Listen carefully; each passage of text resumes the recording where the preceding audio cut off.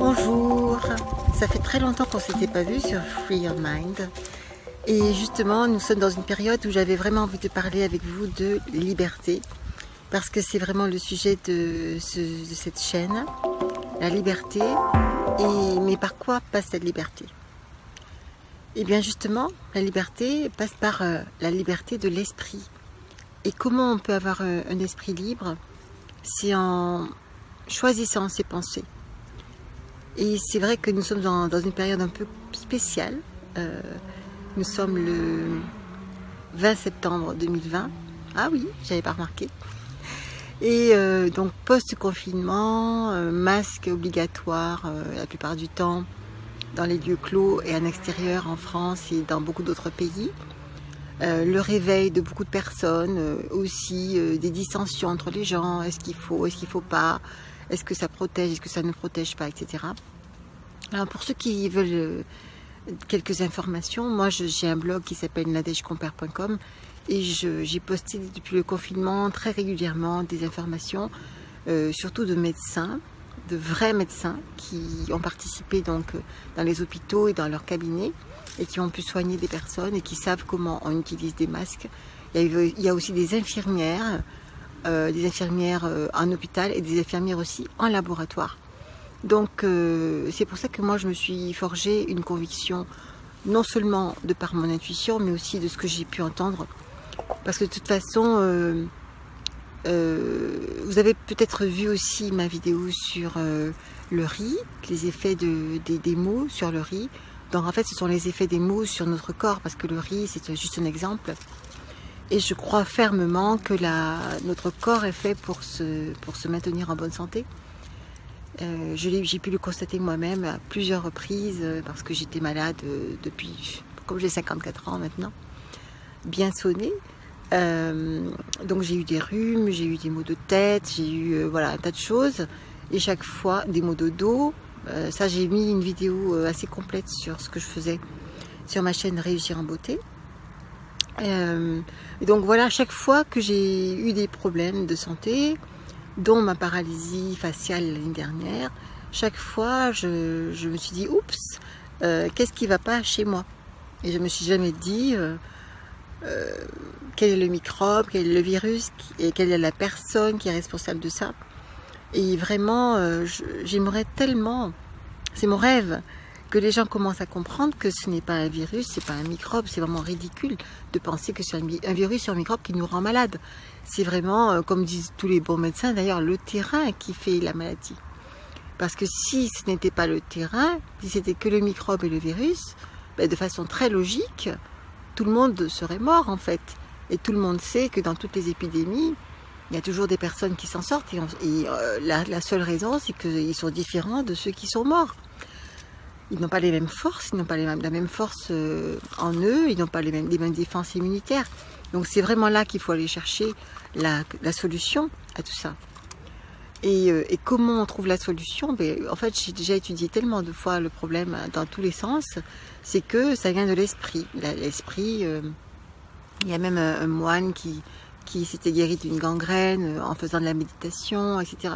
Donc ça, peut-être qu'on en reparlera dans d'autres vidéos, mais je voulais simplement vous dire que là, je pense que cette période est faite pour nous indiquer qu'il faut vraiment nous concentrer sur notre esprit et que les symptômes que nous voyons à l'extérieur sont vraiment révélateurs de ce qui est à l'intérieur de nous. Alors quand il y a de la colère, quand il y a de la frustration, quand il y a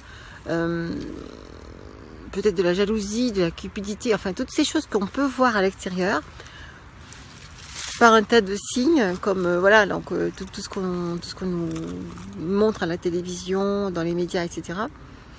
Le fait par exemple qu'on soit peut-être en train de vivre une dictature, ça veut dire quoi une dictature? C'est qu'il y a aussi des personnes qui sont soumises dessous. Et moi je le vis aussi, hein, je le vis à d'autres niveaux. À un niveau privé, il y a des personnes dans notre vie qui nous font vivre une dictature, alors on ne s'en rend même pas compte des fois, hein, vous savez. Ça peut être une mère, par exemple, qui pense qu'elle doit s'occuper de ses enfants, qu'elle doit prendre soin d'eux, etc. Comme moi je l'ai fait. Et en fait, insidieusement, on se rend compte qu'en fait que les enfants, même si c'est pas volontaire, hein, tout ça c'est inconscient peut-être, les enfants croient que vous êtes là pour eux et que vous devez tout faire pour eux et que vous n'êtes là que pour eux, etc. Surtout moi qui suis célibataire depuis 18 ans, donc mon fils, peut-être inconsciemment ou consciemment d'une certaine manière, il croit que je suis toujours là pour lui, que je ne vis que pour lui presque. Hein. Et en fait, je suis en train moi-même de sortir de cette dictature, parce que je suis de plus en plus consciente qu'il faut que je m'aime, que je prenne soin de moi et que je sache dire non, que je sache dire stop, parce que je suis quelqu'un de vraiment empathique et en général j'aime bien rendre service aux gens, j'aime bien les aider, mais à un moment, quand c'est toujours dans le même sens et quand les gens vous demandent des choses sans vous respecter et sans prendre soin de vous et sans faire aussi leur part, à un moment donné il faut savoir dire non, stop, parce que quand vous aidez des gens qui ne font rien, en fait vous ne les aidez pas. Non seulement vous ne vous aidez pas, mais vous ne les aidez pas.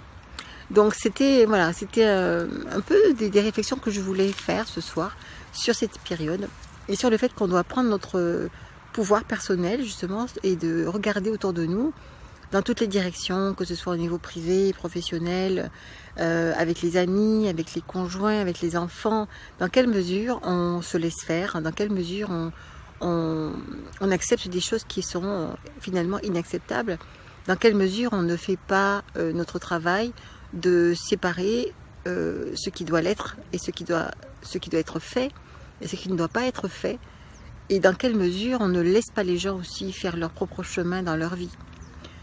Voilà, donc moi c'est tout un cheminement, parce que comme je suis orthophoniste et que j'ai passé 29 ans en cabinet libéral à m'occuper des gens, donc la première étape importante pour moi, ça a été de quitter ce milieu où les gens sont tous des victimes en fait, tous.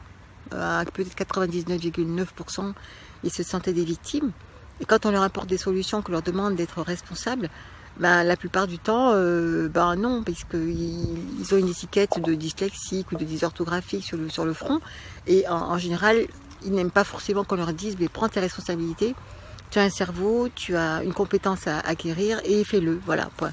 Et c'est pour ça d'ailleurs que j'ai dû quitter l'orthophonie, parce que je comprenais de plus en plus que c'était dans ce sens-là qu'il fallait travailler, avec la gestion mentale et d'autres thérapies que j'ai ajoutées, et je me suis rendu compte que les gens ne voulaient pas entendre ce discours-là, parce que ce n'était pas le lieu en fait. Quand on est dans un système médical et paramédical, on vous dit vous avez une maladie, on va vous soigner, on va vous traiter. Tandis que dans le coaching, on prend les gens comment dire, on les considère comme des adultes, normalement, ça dépend des coachs en fait, hein. Et on leur demande de mettre de faire le travail en fait. Nous on leur demande juste, on leur donne juste des pistes, mais c'est toujours la personne qui doit faire son propre travail. Et c'est ce que j'ai aimé dans le coaching de Jack Canfield, c'est que le premier principe du succès, c'est de prendre ses propres responsabilités pour sa vie, quel que soit le domaine. Et bon, il y a plein de réponses à ça, et comme vous êtes sur la chaîne Free Your Mind, c'est que vous êtes un peu dans la spiritualité aussi. Donc il y a beaucoup de réponses à ça, et donc j'ai décidé de mettre un peu plus de temps sur cette chaîne, parce que j'ai vraiment envie de parler de ces sujets spirituels qui me tiennent à cœur depuis mon enfance en fait. Et je vous parlerai donc des lois universelles qui sont assez nombreuses, mais il y en a quelques-unes qui sont très importantes à comprendre et pour pouvoir les maîtriser et justement comprendre sa vie. Et voilà, parce qu'on ne peut pas rester inactif en ce moment, on ne peut pas rester seul dans sa chambre ou en train de lire un livre. Ou... Je pense que quand même chacun doit ressentir ce qu'il peut faire. On peut juste aussi aller danser, chanter, s'amuser. Enfin moi j'ai ressenti que j'avais besoin de vous parler de ça et de partager toutes ces connaissances avec vous, parce que ça permet d'être plus serein, ça permet d'être plus responsable, plus actif, et de sortir de la victimisation en fait, de sortir de la culpabilisation aussi. Quand je dis culpabilisation, c'est pas culpabilité. Culpabilité, c'est envers soi-même. Mais culpabilisation, c'est de dire, voilà, c'est l'autre qui est coupable, c'est lui qui est méchant, c'est lui qui est, etc. Mais justement, chacun prend ses responsabilités et crée sa vie, sa réalité en faisant ses choix. Voilà, donc c'est très joyeux tout ça. Je sais que j'ai l'air très sérieuse, en plus je suis habillée en noir là, mais là je suis encore dans mon champ de maïs qui est déjà bien sec maintenant, et là c'est la fin du jour, Je vais avoir les lumières du soleil couchant, qui sont plutôt claires là en ce moment. Et voilà, je voulais juste partager ça avec vous parce que je trouve que c'est vraiment important maintenant de prendre ses responsabilités, de changer de paradigme et de laisser les gens, les dictateurs dans leur coin, et leur dire mais stop, calme-toi là, maintenant c'est fini, je ne t'écoute plus, je suis responsable, j'ai grandi, je suis capable de me prendre par la main et de faire ce que j'ai envie de faire. C'est ça l'idée. Donc free your mind, ça veut dire ça, ça veut dire libérer votre esprit, libérer votre vie. Et pour ça, il faut connaître les lois spirituelles, il faut connaître les lois universelles, il faut commencer à les mettre en pratique pour voir ce qu'elles font dans notre vie. Et voilà, petit à petit, on construit son esprit, on le maîtrise et on en fait une forteresse, on en fait un guide, on en fait une épée aussi, pour que les gens, pour que sa vie soit de plus en plus conforme à ses désirs. Et voilà, donc merci de m'avoir écouté et on se dit à très bientôt. Donc je vous ferai une vidéo sur les lois universelles. Je les ferai, je pense, une à une parce qu'il y en a beaucoup. Et pour que les vidéos soient courtes aussi, un peu plus courtes que celle-ci. Merci, à très bientôt. Bye bye.